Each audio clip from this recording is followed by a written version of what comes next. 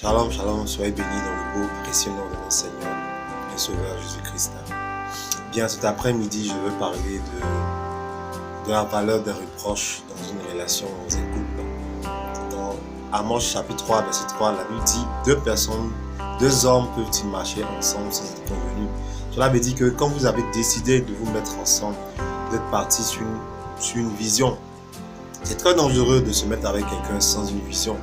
Quelle était la vision au départ? Est-ce que votre vision, c'est après 5 ans, après 10 ans de mariage, nous devons divorcer? Je ne pense pas qu'il y ait un couple vraiment, après des années, qui a décidé de divorcer.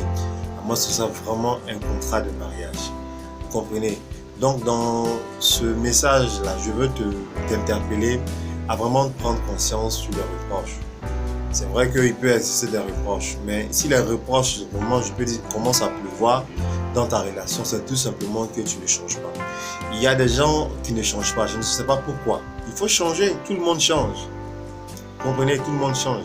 Trop de reproches peuvent détruire, dénaturer la relation, d'accord? Mais il faut comprendre aussi que si les reproches persistent, c'est tout simplement qu'il y a quelqu'un qui ne change pas.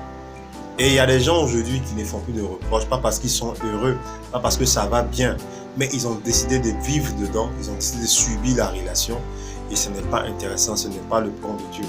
Un reproche peut venir pour recadrer la relation, pour recadrer le conjoint, mais ce n'est pas une sorte d'injure, c'est tout simplement éviter la voie qui conduit au divorce. Les gens qui sont divorcés aujourd'hui, nous ne devons pas les blâmer, mais ce sont les petits détails, je peux dire, ignorés qui ont conduit au divorce. Donc je vais interpeller quelqu'un à vivre un couple vraiment qui n'emprunte pas le chemin du divorce, tout simplement quand on décide de changer.